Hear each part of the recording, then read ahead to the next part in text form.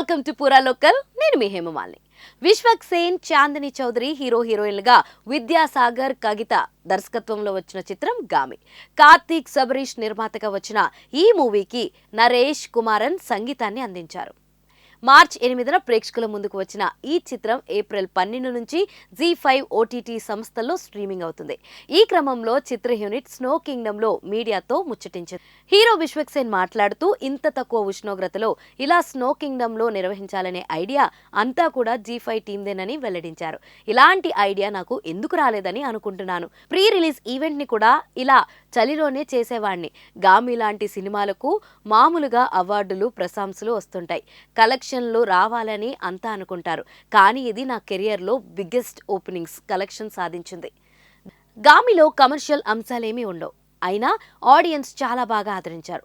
వారణాసిలో ఘాట్లో శవాలు కాలుతున్నా కూడా ఓ 20 నిమిషాలు షూట్ చేశాం. చావుని వాళ్ళు సెలబ్రేట్ చేసుకున్నారు. అప్పుడు నాకు జీవితం చాలా చిన్నది అనిపించింది. ఇలాంటి కథను నమ్మాలి. నాకు పెద్ద రిస్క్ అనిపించలేదు. ఒక్క ఫ్లాప్ సినిమా తీయడం కంటే ఇలాంటి కథను నమ్మడం బెటర్. గామి మూవీని థియేటర్లో అందరూ చూశారు, మాకు మంచి రివ్యూలు ఇచ్చారు. ఏప్రిల్ 12 నుంచి జీ5లో స్ట్రీమింగ్ అవుతుంది. ఓటీటీలోనూ మా చిత్రాన్ని చూడండి అని అన్నారు.